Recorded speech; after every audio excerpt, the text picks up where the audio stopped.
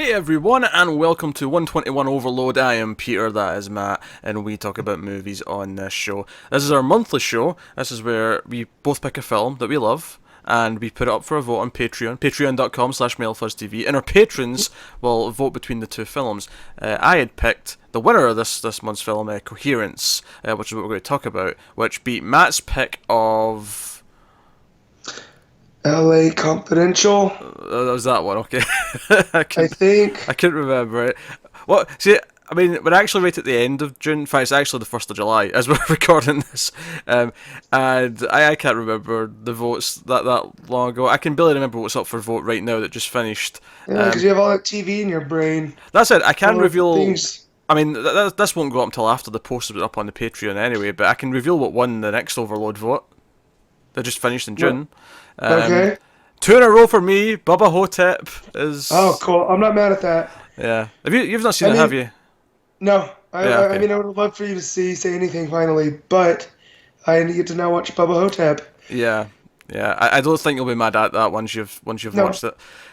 So that's what's coming on Overload sometime next month in July. But yeah, so we're going to talk about Coherence, and we will start spoiler free as we always do, and we will give you a warning somewhere in the middle before we don't jump into spoilers.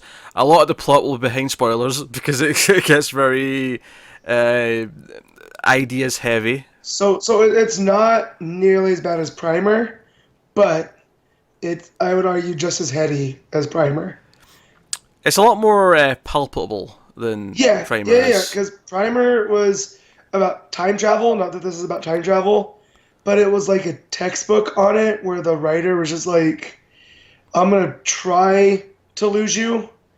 Whereas in Coherence, there's other things going on and it's physics, but the creator did a really good job at keeping stuff straight. Keeping it straight and keeping it more in line with the human element of it. Whereas Primer...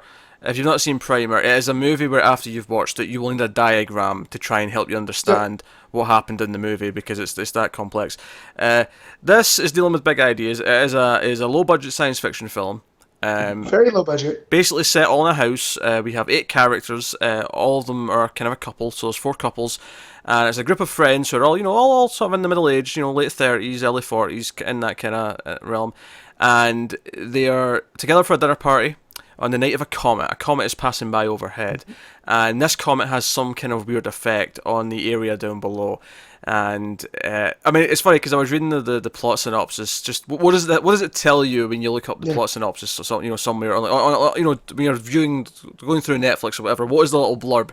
How much does it tell you? And all it really tells you is that, the power goes out, and then the only other house in the street with power might have lots of secrets, and that's all it says. I'm like, okay, all right. So they were keeping us close to the chest. All right. That's what it was on Hulu too. And had you not told me it was sci-fi, I would have been like, "Is this a horror movie?" Oh yeah, it's home invaders. Is there? How's it going? So basically, it's a film about alternate realities, and that is all I'm going to say before we get to spoilers. I don't want to talk about it any more than that. But that is what it is. So that is. But not like the Twilight Zone kind of alternate reality way, where it's like, what if I was born in another country? This is like. Save it, Matt. Save it. I feel like this is going to spoiler territory. Okay. Save it for spoilers. I don't want people to think like lizard creatures are going to pop up or whatever. Like, it's not that kind of sci-fi. No. It's not like that. It's very grounded sci-fi, if that makes sense. It's very grounded. It's the type of science fiction film. Primer kind of falls into this to an extent, but there's other examples of it where it just takes an idea and it's more about the discussion of the ideas and because I think what I appreciate about low-budget sci-fi like this is that it's just really inventive with what it has. It doesn't have any big effects or doesn't have any big like action sequences or anything like that. It takes the idea and it explores it as best it can. So I've seen this before, obviously, because I said I loved it. I picked it. So I'm curious, Matt. I'll ask the question: did you enjoy Coherence? Oh yeah, this was a movie that, as it was going, and I'm piecing it together, I became the Charlie Day meme. And Ash is like, wait, we have to go back. I was like, no going back. We're gonna figure this out as we go. Like, we're not gonna rewind. We're gonna act like we're watching it in the theater, and there's no rewind. So, yeah. So even at points where if I watch something like this for the show, she'll like like half watch on the iPad and like or do other things. There's at points where she was like, "Oh man, what was that about?" Yeah, And yeah, it's she just even sucked got in. sucked in. Yeah. So It's so because it starts off really casual. It's almost a mumblecore movie with just like, all these friends yeah, like hanging out for this dinner, and it's one of those things though where every drop of information that was like dropping in this like small talk section of the film, I kept thinking this all feels like it's going to be important later. Like all these little tidbits are going to be useful later for when we're figuring things out. Even when the first time I was watching it and I wasn't sure exactly where it was going with what it was doing. yep. I got that impression. So no. Yeah, it's a very tight script because when they bring something up, it's gonna be brought up later. Like they're Yeah. giving you this information to what's the word I'm looking for? Like to Foreshadowing. inform you. Yeah, to inform you of events later. So, Yeah, it's and set I up. like that a Yeah. lot when it comes to script writing because it's a very lean script in that way. Yeah, it's very. In fact, if I just confirm this, I was looking earlier, but I'll confirm it if I Hmm. look again. The director of this, who also wrote it, he's Hmm. actually not directed a film since this. Uh-uh. In fact, before this, he hadn't even directed a film either. He'd done a couple of shorts. He's worked on some like video game stuff. He's actually been doing other stuff. He was in the art department on Baby Driver, for example. Yeah, Like he's had yeah. other jobs since. He's primarily a storyboard artist, and I know he worked on the Pirates movies because one of the shorts was a Pirates of the Caribbean Yeah, uh, like tie-in thing that he did just yeah. for fun. His name, for the So record, is James Ward Byrkit. Yeah, yeah, that's Byrkit. how I would say it, Burkett. But no, this is a fantastic little movie. This is exactly the type of thing that I find really inspiring because this is the sort of thing where if you can grab a good bunch of actors and if you have the talent to write a Mhm. good script, you can pull this off for next to nothing. Yeah, he does like things that are just straight up easy filmmaking. Like as long as he knows where to put the camera, that's about it. Like the rest of it, he can focus on the actors and what they're doing because they shoulder the movie. It's how they're interacting with each other that make the movie work. Yeah, it's just them because if they can't carry it, if they because the whole thing is eight people in a house kind of just debating what weird things Mhm. are happening and how they choose to tackle said weird things, and I love movies like this where all it really is a group of people in a room, but there's so much plot going on because of what's happening around them. But it's Right? all theoretical and it's just all kind of happening. And well, it's not all theoretical. It gets less No. theoretical as it goes on, but like it Yeah. very much begins that. If I'm going to critique it, if I'm going to like point at it and say, "Oh, there's the movie trope there," basically I'd say, "Okay, right, there's a couple of points where the characters in our group happen to know some information that happens to help us understand what's happening in the movie. And it's almost a little bit too coincidental that, oh, she happened to be reading about comets that day, or Right. whatever. Like, I mean, maybe that's not too coincidental because she knew there was going to be one, so maybe that's what inspired the looking up Yeah. comets. But, one character's brother happens to be a physicist, and that kind of is another source of information. It's like, okay, these are the movie tropey parts where, okay, we just happen to have knowledge of a couple of things because it'll help with understanding the plot. But it's very Yeah. forgivable because it does make the film feel very tight, and it presents its ideas, and you understand what it's playing with as we go, and it gets to a point where you're starting to like guess ahead. And I think the film wants you to do that. It wants you to start Yeah. to think about, wait a minute, what if this has already happened, or what if this is already doing this, and Yep. Yep. Because once people start leaving and coming back, and that's when it really kicks off. And you start noticing things that are slightly off, but not like yeah, you know.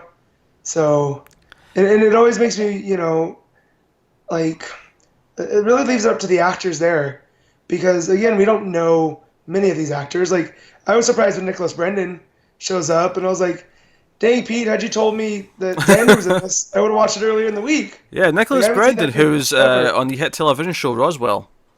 Huh? See, Matt guessed that joke because he watched the Yeah. movie.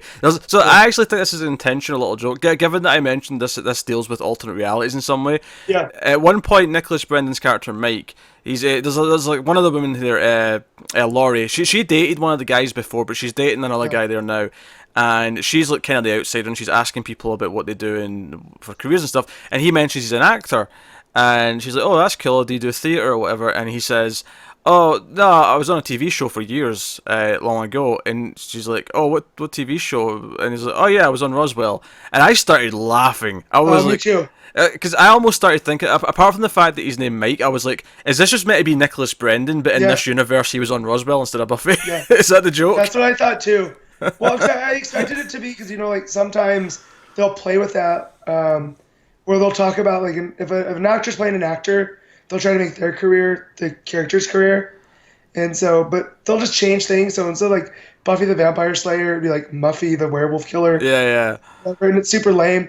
So I really like this instead. And even if Where- that's not the exact joke, it's just funny to say it was on Roswell because Yeah, it was like around the same time, but not around the Buffy. same time, same Yeah. network, right? That was on the same. Yeah, so that was WB. Yeah. Yeah, yeah. So I like that a whole lot. Yeah, That's a good joke. I'd forgotten about that joke when I watched this again today, and I was like, "Oh yeah, forgot about this," and it made me laugh all over again.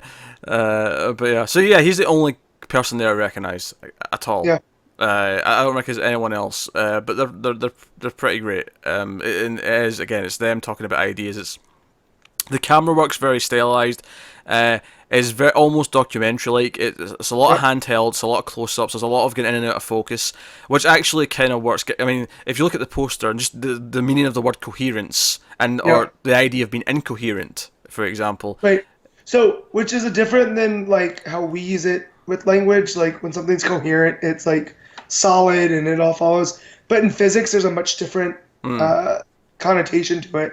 So once that comes into play, because someone even brings it up, the physicist, about what all that means, and they bring up like Schrodinger's cat and that, which people are familiar with, but I see like most representations that I've heard kind of miss on it, and I think this movie nailed it. Yeah, yeah. So no, I think the direction's really good. I just I love movies like this where like I say, it's very inspiring to me that this is done with next to nothing. It's done with just a group of good actors, a good script, and a good director. Probably shot, I imagine, like a week, maybe two at tops. Like not a big Yeah, shooting schedule. It's such a simple little movie, but so complex in its ideas and so complex in what it's working with.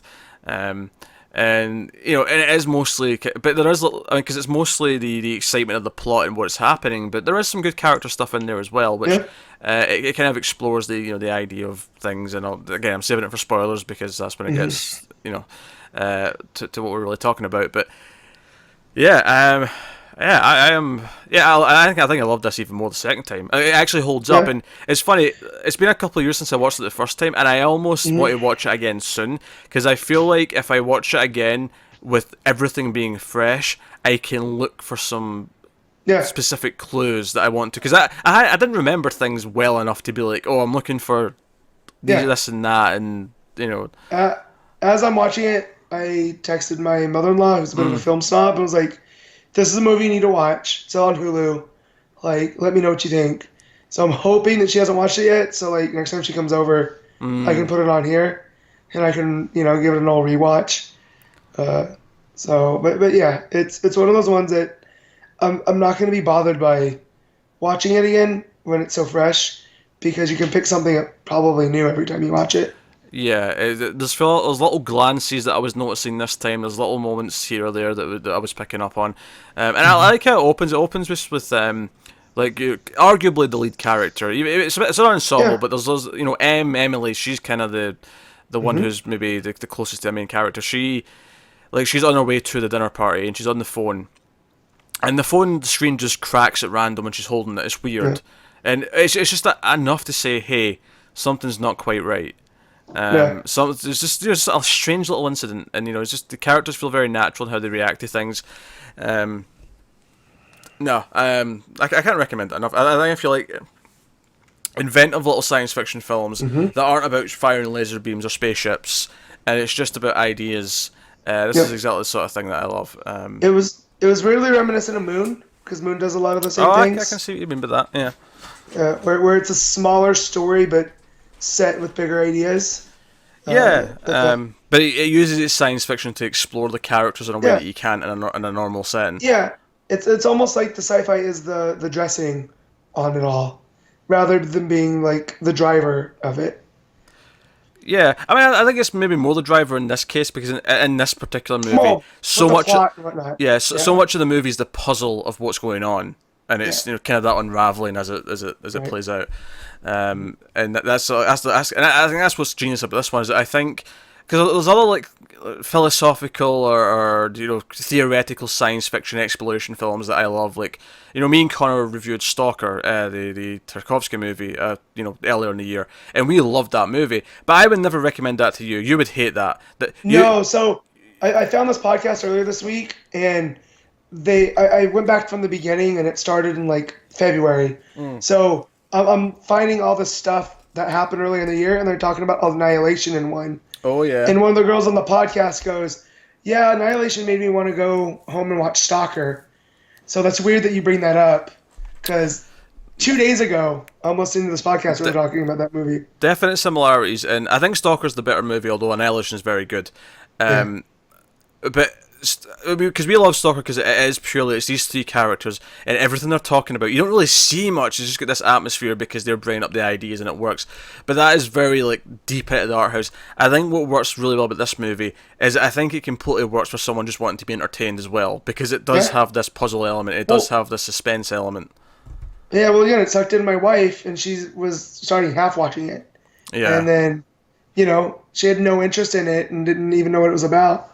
And then what stuff starts happening, it, pulled in her. And she's not one for, like she doesn't, she just likes watching movies for entertainment. Yeah, That's it. If she gets bored, she stops watching it. So, But yeah, so I think with that, we'll give the spoiler warning so we can start actually talking about the ideas and the plot. We'll step out into the darkness and then come back. So full spoilers for the episode, for the movie rather, for the episode. I'm too used to talk about TV. So that dinner party, the power goes out at one point, and they go outside, and there's just one, like the entire grid's out except one house. Yeah. And it must be a generator. And eventually, two of the characters, Hugh, who's the older guy, who's determined to phone his brother because his brother is the physicist, and he's like, him and Amir, they go to this other house, and they're gone for a little bit, and they come back, and there's some weird, little moments, and whilst they're gone, there's like a mysterious noise outside the house, and the other's like, oh, who's there? There's someone out there. Oh, it's there. And then a couple of minutes pass, then the guys come back, and Hugh's got a cut in his head, and there's a scuffle. It's like, wait, did you guys like knocking that window over at that side? Right. And because there's another thing, Hugh's wife Beth, she's kind of like this like middle-aged fuddy-duddy where she's into feng shui and stuff, and she's always talking about the calm aura of things and right. But early on in the movie, this is a really good thematic thing. She sets up that this door over here is a really bad door, and whatever comes through there might be, and that's a theme that plays out throughout the movie. So whoever comes through that door is bad. Yeah, it's kind of ominous. Yeah. And again, had I not known it was sci-fi, I was like, yo, we gonna get ghosts and stuff coming through here? Like, what's up? Yeah, and so this is when the weird stuff starts really happening, and they've got this they bring back this box. Like, oh, we found this box that was sitting outside this house, and the reason why Amir picked it up is because he thought he saw Hugh put it down, right? Which, given that, I mean, if you know the rest of the movie, is that there's multiple versions of these characters, so it makes sense. Yep. So they bring it back and they open it, and there's photographs of all all eight of them rather, and they've all got numbers in the back of the photographs, and there's like an item in there. I think it was an oven mitt or whatever. And they're like, what is this? Why is there our photos here? And why are they all numbered? And what was weird is like, okay, so there's like 2 6s, a 5, a couple of 1s, but no 3s. No 3s is important. So like, what do these numbers mean? What is this? Like, what is this anything to do with that? So the film is that, and this is what I love about it, is because at this point in the film, and for a good chunk of it, the film is, there's a copy of this house, because a couple of minutes later, Nicholas Brendon, what's his name, Mike, goes downstairs because we have a generator, and he goes downstairs and he gets it running, and then they've got light when no one else around them does, and it's like, oh, okay. And this is where I think as you're watching, you're like, wait a minute, you've got light now, and the other house had light. What's going on here? And it's at this point where and I think for the next half of the movie, the movie's just about there's 2 sets of these characters. There's this house, there's the house down the road, and they're both like paranoid about each other, right? So because our team starts to get paranoid. In fact, one of the things I kind of like about the movie is that if our characters never left the house, if they just sat down and just rode out the night, nothing would have happened. Yeah, and that comes into play later too. Oh, absolutely, yeah. You've been bathing your cats, Pete? No, but I think it was a beard hair. I don't think it was a cat hair. Gotcha. Yeah, they trimmed the beard. But yeah, so and Mike starts putting things together about like that. Wait, that's my house. How are there two versions of my house? Like one's at the end of the street, one's here. Like what's up with that? Yeah, because eventually Mike, because at first it's the two guys, and then the second time it's like four or five of them go to the house to try and see what's happening. With blue glow sticks. With the guy, because that's the thing. When the power cut happened, they get out. It was, oh, we've got some candles, we've got some glow sticks, right? And that's, you know, and they're still just kind of a light-hearted dinner party, so they're just cracking jokes. Oh, maybe we can pretend we're at a rave or whatever. And it's like we've got blue, we've got green, we've got red. And he's like, okay, open the blue box. So they open the blue box, and this is one of the things that it starts like, okay, when we start seeing different versions, this is going to be one of the identifiers as the color glow stick. And it's when they're on the way back from the duplicate house, is across the street they say the same group of four people, but they're all holding red glow sticks. They're the exact same, and both of them stop and stare at each other at the same time, and they both run off back to their house. It was very eerie. There's something about that scene because of the way that the red glow stick people are bathed in shadows. Yeah. Like, it was unnerving to me. So I was like, oh man. But there was also a little bit of comedy because the way that they, like, it's very Scooby-Doo. Yeah. Like, oh crap! And then they scramble. So, like, it was a nice balance. What I love about it, though, is that you know that other side are just feeling the exact same things as our characters. Yeah. Like, our blue squad, to call them that, like, they're paranoid and they're worried about what these other people might be doing to them. But in reality, the other team are saying the exact same things about this team. That, like, you're both yourselves, stop worrying, calm down. But they get very paranoid. Well, that's why I wanted to say, like, they're running into opposite versions of themselves where it's like decision-making is the branch that changes things. So, like, there's this theory out in, like, physics where there's parallel worlds for every decision you've made. So if you went left one time, there's a parallel when you went right. Oh, sure. But at this point in the movie, though, it's just these two versions. Right. They don't appear to be any different. They're actually identical. No. But yeah, so that's what, when you cut me off earlier, is what I meant. Like, what I like with this parallel universes or alternate realities, it's nothing like, you know, comic booky, where there's like, or even Star Trek, where there's a group of them with goatees. Oh, sure, yeah. It's not over the top. I mean, so later on when we find out there's actually lots of copies, right? There's lots of universes, right? That's when it's like, okay, some of them are actually a lot more different. Because at one point, Mike references that he's quit drinking a long time ago, and he says, oh, I wonder if the one over there's still drinking. And later on, when he comes back and he says he wants a drink, I immediately went, oh, he's not the same Mike. That's a different Mike. And then he's like, well, why are you drinking? He's like, well, there's a version of me that is drinking. I want to be on the same mindset. And I was like, wait, that doesn't make any sense, you know?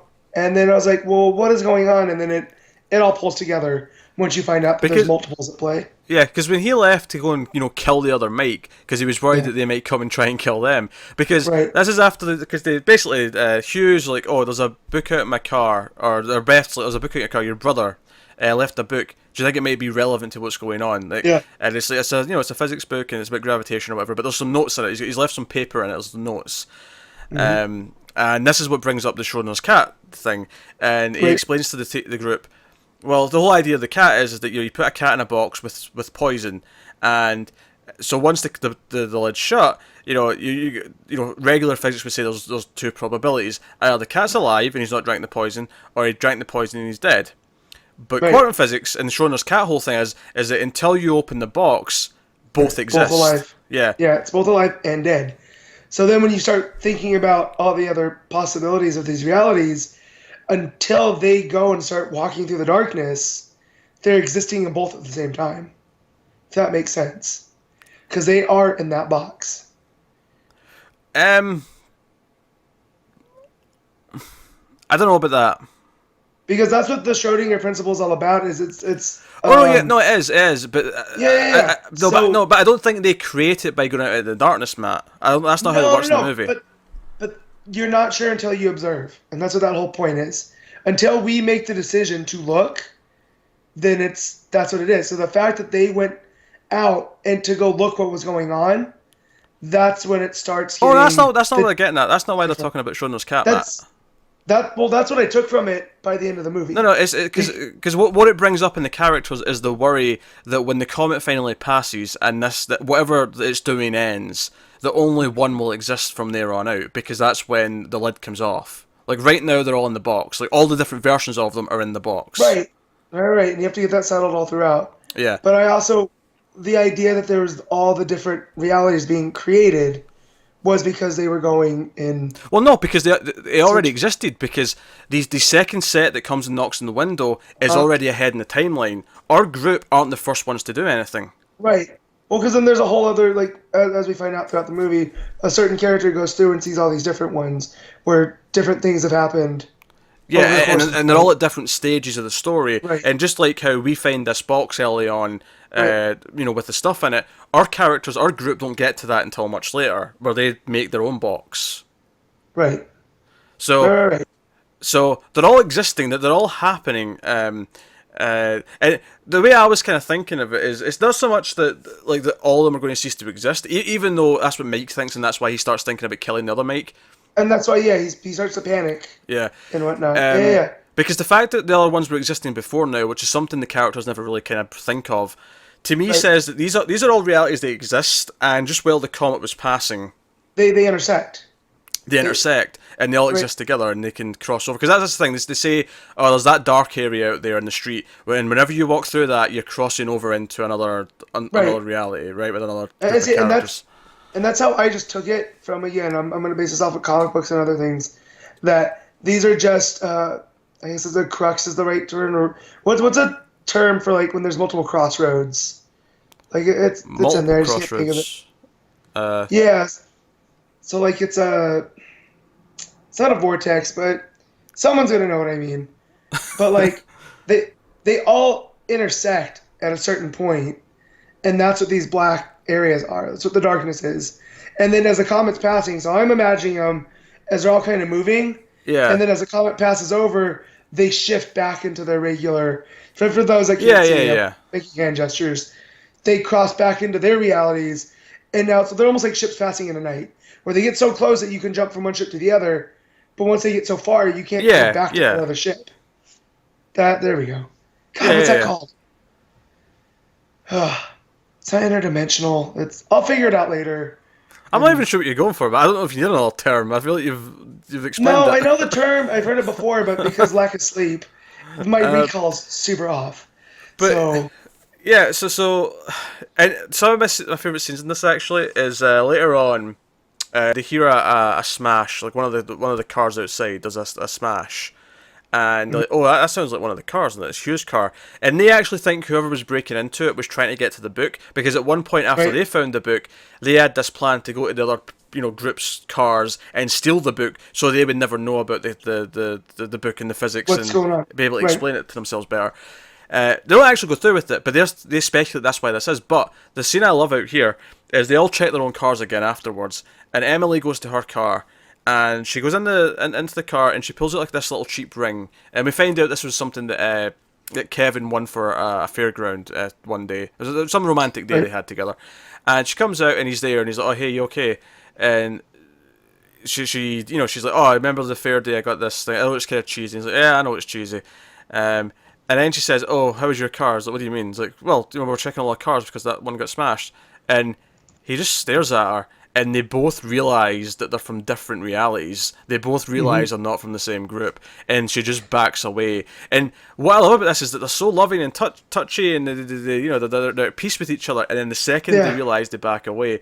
And I think part of this movie is the fear of facing yourself. Like the idea of facing what you could have been, or facing your own mistakes, and so much of that comes up because at one point Mike has this plan where he's going to blackmail the other version of himself so that they don't try anything, and he slips in a note about an affair he had with Hugh's wife Beth like Yeah. 12 years ago, and later on in the movie, sure enough, the same note passes under their door, and they have this confrontation. This is actually right towards the end of the movie before Emily goes away and does her little adventure. But like throughout the movie, there's all these little moments. There's the moment where you realise Hugh and Laurie have the red glow sticks, because and Yeah. watching it this time, I was paying close attention to this, is when they talk about seeing them with the red glow sticks, and they all start talking about how the fact that they've got blue ones. Hugh and Laurie like share this glance. There's a glance between them. And then it's later on, after they've been debating for a while, where they finally get alone together, and they're like, they pull out their red glow sticks and like, shit. And again, at this point, it's still just the idea that there's just the red and the blue. And then we find out that there might be more, because eventually, at least what we think is the original Hugh and Laurie, or Hugh, sorry, not Laurie, Hugh and Amir come back. Okay. Hugh and Amir come back, and they're like, oh, this is the house we were from, but he's got a different plaster, a band-aid, right? Because, again, when they were putting that band-aid on him, she said, oh, do you want the regular one, or do you want the stitched one? And he went, oh, sure, the stitched one, whatever. And then later on, he comes in, he comes in with the regular one.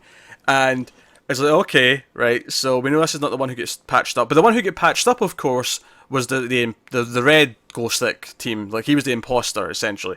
And it's like, okay, right, so they're back in the team. And then they're like, wait, no, we didn't leave a note. What are you talking about? What note? And then eventually it's like, wait, we've got 4 of these notes. Like, the one we were writing, the one that showed up in the door, you brought this one back with you. Like, there's more than 2 sets. And that's when they start to think about all the possibilities. And someone calculates that there's like at least 5 million, like, possible groups, right? Because it's like, okay, right, so we have to come up with an identifier to make sure we can get back to the same house. And we're going to make this box, we're going to put our photographs in, and we're going to just roll a dice for each person, and whatever number you get in that dice is what goes on the back of your photo. And they do it, and they get the list of numbers, they put it in the box.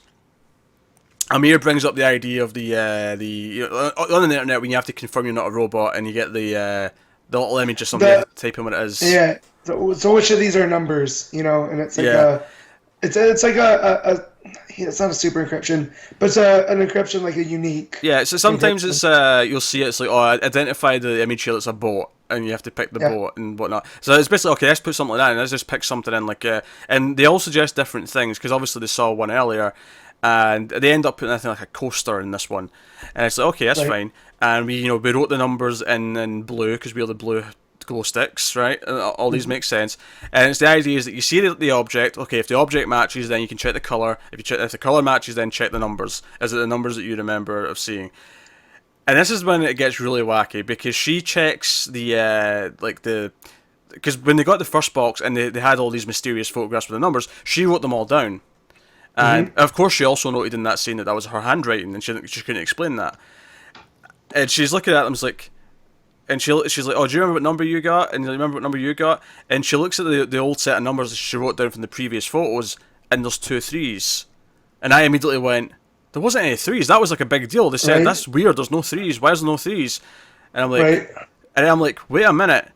When she left with 3 of the others to go and check the house, when they came back, they didn't come back to the same house. They've been in a different house this entire time. As the audience, when we went with them to the other house, we didn't come back to the same house. No. And then they're like, okay, so what do you remember getting? What do you remember getting? And she's like, okay, the only people who are actually still in the same house is Lee and Beth, because they're the only ones who have left. And they're also the only numbers that match the original numbers in both sets. And it's like, oh dear, and this is when it really blows up, and they're all like, oh wait, so you're not here, you belong somewhere else. Mike doesn't even belong here, because then she says, okay, when we got the box at first, what was the item in it? And like, oh, we got a ping pong bat. Oh, we got a ping pong paddle. We got a what was that one? Oven mitt, and then there was another one. Stapler was one, and it was like, shit, we're from like at least 4 different houses. Like, this isn't even just like, at this point it's like, oh, we've completely like switched around and messed up. Yeah, it would be like taking like 6 different colors of M&Ms and putting them in a jar and then shaking it up, and then pulling 6 out. Yeah. And these are this is what you get, each time. Yeah, and that's where it started to get to the point where I was like, oh, okay, so how are we gonna fix this? And my answer to that, Matt, is you can't. Like, I immediately said, like, the chances of you getting back to the same house is, and that was even the thing, is when Hugh checks that on his phone and he works out the calculations. He's like, oh, there's at least this many calculations. And she looks at him like, wait a minute, his phone cracked, like hers did at the dinner table. It's like, oh wait, he's not the same Hugh as well. and they use all this to like confirm everything later. This is right before Emily leaves off for the ending sort of portion of the film, and I think it's important to go back and talk about how good the character work is here, because throughout the film, like we see that she's quite good in good place with Kevin. He has to go away to, I think it was Vietnam for work for a few months, and he wanted her to come with and live with him, at least for a month, right? So they weren't just separate the whole time. And she was kind of weird about it. She didn't want to let it go. She like has her own things here and so on.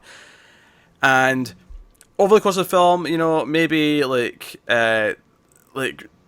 Laurie maybe flirts with him a little bit. There's several points where like they're trying to console each other, but it's kind of awkward, and they're looking at the photo. Because the big thing for me is that scene where she puts on the ring and she has that cheesy kind of lovable moment with the other Kevin from the other reality. Yeah. And he's like really receptive, and he's like, oh yeah, you're cheesy, and he's smiling in the hug, and he's very loving.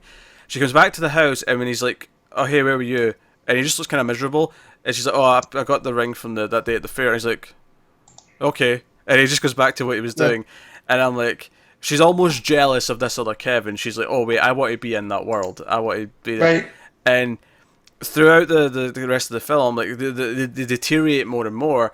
And it gets to the point where her entire group of friends that she's left with towards the end of the film are all at each other's throats. Hugh wants to punch Mike because he slept with his wife, and everyone else knew about it, and he didn't know. You know, the others are because I think the other thing that told her she wasn't in the same reality is at the start of the movie. Because they're at Lee and Mike's house, right? And Beth says, "Oh, I really like this little vase you've got on the windowsill," and she's like, "Oh yeah, I got it from this shop. Oh, I love that place. Yeah, I do." Later on, they have that exact same conversation in front of Emily, and she's like, "Wait, I've heard this already." They didn't have that conversation the first time in this reality. I was like, totally. Yeah. So she had like slipped back to her. She'd like slipped back in time, and something's not right. Also, there's that story early on where they're talking about like this case where a woman had come back home and tried to kill her husband because it wasn't her husband. Siberia, I think, was it? Yeah, something. It was a comet over Siberia, and it's funny. I think the first time I watched this story was like, "Whoa, what happened here?" But after the end of the movie, it makes complete sense. A woman claimed that the man in her house wasn't her husband, but when the police came, it's like, "No, that's your husband." It's like, "No, it's not." And she's like, "No, it couldn't be my husband. I killed him 2 days ago." Yeah. But they couldn't arrest her because the husband was standing right there. So was alive. Yeah. So it's like, well, no, this woman's crazy.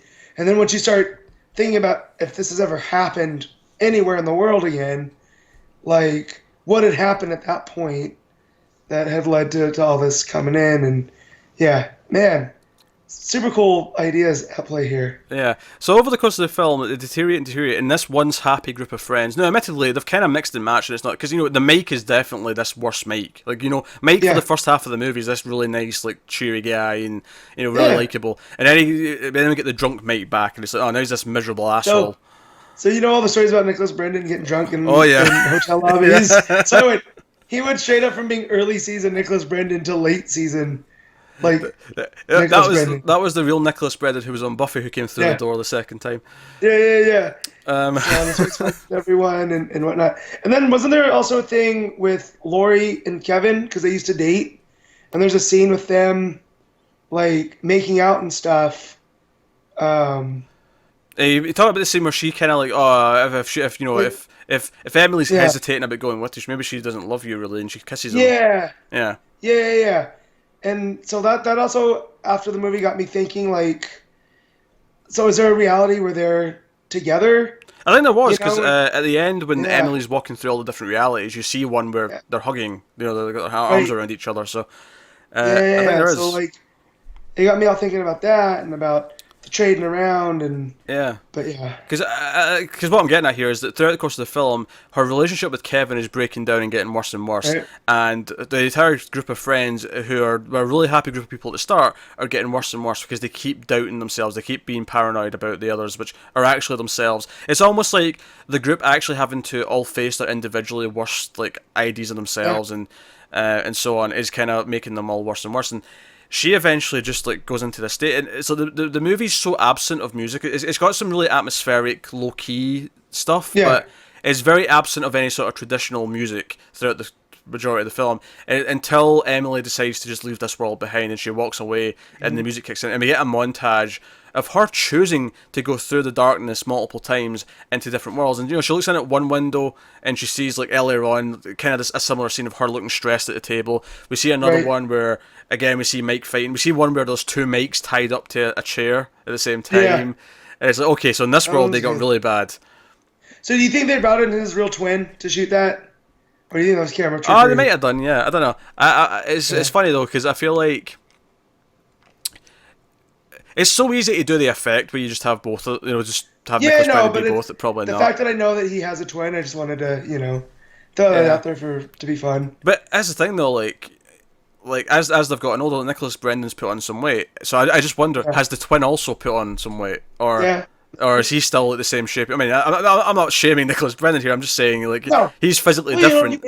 You age and it happens. It's harder to take off weight, Yeah, but like, does his brother have the same thing? Is his brother like an avid cyclist and therefore is really fit in comparison? I don't know.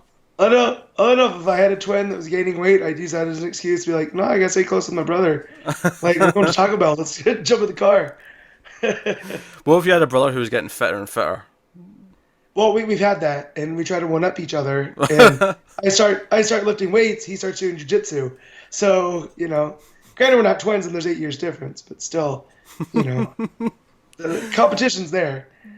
Yeah, so we have her wandering through, like, all these different realities, and she eventually, like, gets to one. She looks in, and they're not fighting. They're not being paranoid about what's going on around them. They just stayed in the house. They seem to be just sitting, drinking around the fireplace, chatting, and more specifically, her and Kevin, like the other her and Kevin, are like, got their arms around each other. They look very happy, very cheery, and she actually is the one in this reality who smashes a car window, and they all come outside. And this other Emily goes into her car to get the ring, just like she did, and she sneaks up behind her and grabs her. And I'm like, where's this going? I know, and it's funny because obviously at this point you're like, okay, she wants another. She doesn't like this one. She wants to find a better one where she's happy, where everyone's happy, and she's going to steal it. But of course the subject comes up, but what about the Emily from this world? Like, how's she going to deal with that? And it's something that Mike said earlier is that, there's all these worlds around here. We're the cat or the poison, but what if we're the bad version? What if we're the we're all dead version? Not literally, but what if we're the negative outcome? Well, it's like Community, the darkest timeline. Yeah, it's like what if we are the worst possible outcome? What if the other versions are better and should live on? And I'm like, in doing this, Emily is basically like becoming a killer, and it's like, oh, well, now you are the one who doesn't deserve to, like, continue. Like, now you are the one who shouldn't be in the nice world. Well, she's the one. You can also look at it. She's the one that's taking her fate into her hands here by, like, no, I deserve this. So how she decides to go along with it is not what I would have done per se. But hey, because she knocks her out because there's a plot point in the film where Beth brought like this like little concoction that she had. It was a bunch of different things, but it ended with ketamine. So everyone's like, "What, horse tranquilizer? Like, you're giving us what?" Yeah. But she uses that to like knock her out, chloroform style, and then she goes inside and she's all like, lovey-dovey with Kevin. She's all happy, and then this world's like Emily starts crawling into the house, and she has to like go into the bathroom, and like she actually has to like properly fight her. And clearly she's shit at killing people because obviously the movie ends with the Emily from this world calls this Kevin, and Kevin like hears her and like he looks back at this our Emily from the movie, and he's like, huh? And it cuts to black, and that's when it goes to the credits. Yeah. But it's the idea that Emily tried to cheat this. Emily tried to like get the happy life by cutting corners, and it's going to blow up in her face. And I love that she's basically going to become this world's version of the story she told about the woman, the husband who died. It's like where no one is going to be able to explain this. Like everyone's going to be confused. Why is there two of her all of a sudden? And why is she trying to kill herself? Yeah. See, how I would have dealt with it is I would have taken the Emily from that one, and while she's knocked out, pushed her through the darkness. Right? You don't know where she's going to show up, but you know that she's probably not going to make it back. I mean, I think she's figured everything out. I like that plan. I think my only problem with it is the movie makes it very vague as to what this darkness is beyond just a section of darkness. I don't know if there's like a definite like line where she could get to and safely stay on that side and be like push you through. You know, like just push into the darkness and that's it. See you later. Like, I guess what you'd know, do is you'd put it in the car, take off the brakes, and then just roll the car towards it. roll it through it. Yeah. Yeah. Just so it keeps going. Yeah, Yeah, you could yeah. do that. You could do that. But yeah. She By, was. by the way, the word I was looking for was nexus. There you Uh, go. yeah. So it finally came to me Yeah. as we were In talking fact, about. that would have sounded really smart if you said it at the time, but the extra 25 minutes of thinking about it I know, but still, stripped I it a figured little it bit. out, and I had to let people know. Yeah, So, no, I get you. God, no, I love the way the posters in this for the movie deal with this, because there's a couple of there's one that's all the glow sticks and there's like it's all blue but there's just one red, and that's cool. okay. There's another one that I like where it's just on the table and it's all the different items. Like there's the ping pong paddle, there's the stapler, there's the like just the various items that are in it. It's just I like the subtlety of the posters because you're like, oh, what does that mean? Why is there these items? Like, Yeah, I'm gonna look these up because I only saw the one that was on the wiki article, and it's the two Emilys kind of in a yin and yang. oh, I've not even Look. seen that one. Yeah.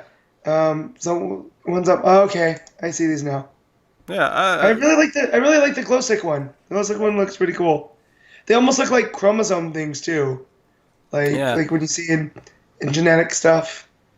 These yeah. are cool. And it also explains why when Mike comes back, he's still got a blue glow stick because if there's Right. 5 million, each third has to be the same. Because only 3 colors, so Right. 1.7 million is going to be blue, 1.7 million is Right. going to be red, and so on. So Yeah. no, it makes complete sense. No, I just want to know how this movie slipped through me never hearing about it till I only heard you about aside- it a couple of years ago, just by chance. Someone mentioned it on a podcast, and it sounded great. And I was like, I need to find this. I need to track this down. And it was like a delightful find. It was like, oh, this is a gem. Well, this is actually a great Yeah. little movie. It's so inventive. It's the way it bounces around the ideas, and it's the characters realizing, okay, first of all, there's copies. Then, secondly, all these little clues are like, okay, these people are from a different house, and these people from a different reality, and we're all from different realities. And I think it's the moment where Emily realizes is that she's not even in the house she started in. That's me like, oh Right. shit, because like I say, she's kind of the closest we've got to a protagonist, and that's who we go with at the end. So and that's Yeah. who we started the movie with. So her realizing that she's not in the same place we started in is us realizing we're not in the same place we started in, because we started in the house with her. So we're like, oh, this isn't our house either. We're in an alien No. place. And it puts you Yeah. in those shoes. It's really, really effective how it handles that. Yeah. So there's this really cool minimalist one that has like the comet at the center and then a bunch of like diverging lines, and then the top half are red and the bottom half are blue, so it looks like it's going from a cooling. So had I seen a poster like this, I would have no idea until you watch it, like what is actually going on in that poster. Because there's actually the Super moment cool. when she goes in and takes over the other Emily's life in the house. They go out and look at the comet again, and they see it explode into parts, and it's like, oh, this is the end of it. Yeah. This is the end of this Yeah. this phase. Yeah. And she actually, she wakes up the next morning in the house because she faints actually, and they put her on the couch, and she wakes up next morning. And there's just this slow build of like, are they going to find this other Emily? And it turns out she's still alive. And she calls Kevin. She's like, And he gives that look too. He sells that look so well. and it's like she love came here because she hated how her Kevin was looking at her now, and she wanted the loving look in the eyes back, and it went from that to the Kevin she doesn't like instantly because, oh wait, now there's two Emilys. At the very least, Oh. I mean, I'm sure they'll debate between them a little bit. No, I'm the real Emily. No, I'm the real Emily. Well, it's like, oh, sweet irony. So it almost felt kind of like, although it couldn't be Black Mirror because there's a lack of technology at play, feels like a really good episode of Black Mirror. I could see that. You Yeah. know? Like if instead of a comet, it was like an electronic box that did this. It could Well- easily be Black Mirror. Exactly. Yeah. So like, I like that. Something else I was gonna bring up and I can't remember. So, but no, I thoroughly enjoyed this one. This is probably the I've liked the most out of the ones that you picked. Oh, really? Cool. Yeah. Oh. This is one where as I was watching, because it starts off and I'm like, okay, I'm liking how low key this is, I'm liking how this is, but is the ending going to pay off? Is it going to do things that when it okay, I'm liking the mystery, I'm liking the build of all these little clues and how they're eventually lining up and the numbers, the colors, all the little signifiers. But I'm like, okay, but how's it going to end? How is it going to land it for me? And her going off into the different things, and it being the build up of her realizing she wants a better version of her life, and going into the different realities to pick one. I thought it landed all that for me perfectly, and No, this is a great little. This is like one of the best low budget sci-fi movies of the last decade. It's great. Oh, easy, easy. Yeah, And you could also theoretically do it almost like a play because it's so locked into one location. yeah. Like, With the possible exception of needing like doubles for some yeah, characters. but I'm sure there's ways to do that with stage direction and little things. You know what I mean? Because very rarely do you see two of them on the screen at the same time, except for when Mike's tied up against them, and then Emily. That's really the only ones that Mm. prove to be problematic. But I think that's just how well the story's told, because he really takes advantage of his, what he had to film this with, basically. Yeah. Also, the So pacing is flawless. It yeah, moves at such a good pace. Like it takes about 10 minutes for weird stuff to start happening. It gives you 10 or so minutes just to like get to know the characters, understand who they all are. Because it sets things up. It's like, okay, so Emily and Kevin are a couple. They've got this little this little weight over the top of their heads right now because of the whole trip. And Laurie's date Kevin. It's kind of awkward that she's bringing up stories because there's that moment where she brings out like, oh, yeah, I've got a photo of Kevin in my purse. Like, wait, what? Why? It's like, oh no, I yeah, wrote my social security or whatever in the back of it, and I needed, and it's been in there since, and everyone's like, that's weird. yeah. It's really weird. It's just like that, and it sets up the best, like the kind of I don't want to say hippie-ish, but because she's not that bad, but like just she's a bit more Right. you can tell she reads a lot of magazines and books about like subjects that most of us ignore, but she's into Yeah. it. It's her hobby. You get a good sense of who all the characters are. Some are more important than others, I think, but they all play their part, well. Yeah. But no, it's a wonderful puzzle of a film, and I highly recommend checking it out. So I guess we will give the ratings out of 10. What are you giving it, Matt? Oh, this is a 9. This is, yeah, solid 9.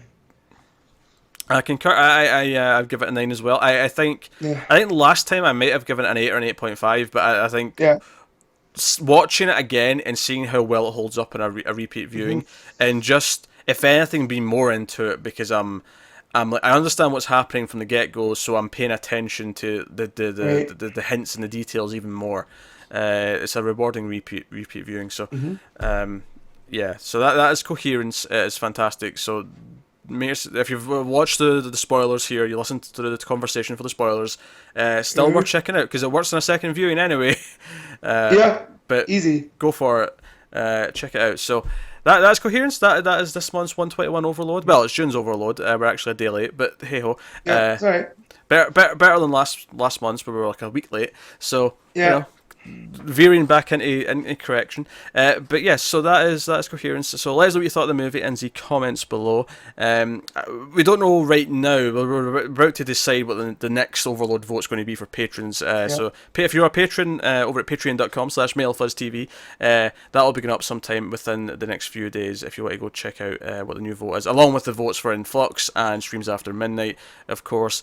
And do remember as well that me and Connor had an extra vote this past month because we passed a goal on Patreon. We passed $150, and because of that, Yeah. we are going to have to watch an Uwe Boll film, and patrons got to vote on which Uwe Boll film we're going to do. And I think Tim offered to join us for that because he just likes the idea of watching an Uwe Boll movie because Tim's weird. But yeah, so the new vote will be up. Let us know what you thought of the movie. Comment in the comments below if you've seen it. Like and subscribe, all the usual stuff. Go over to Patreon if you want to support us. If not, obviously all the other stuff helps support us as well. But that is us. So thank you very much for watching. I like to try and recommend something else.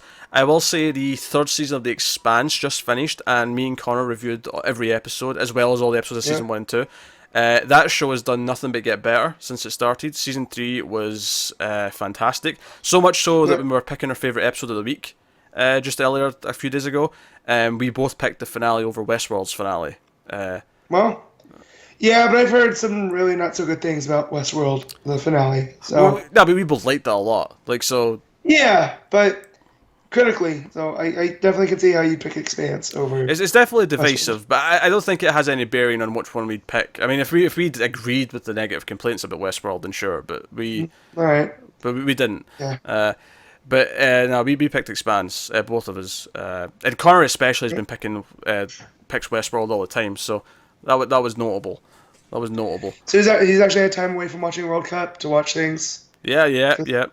Actually, here's a bit of good news, Matt. The finale of the World Cup.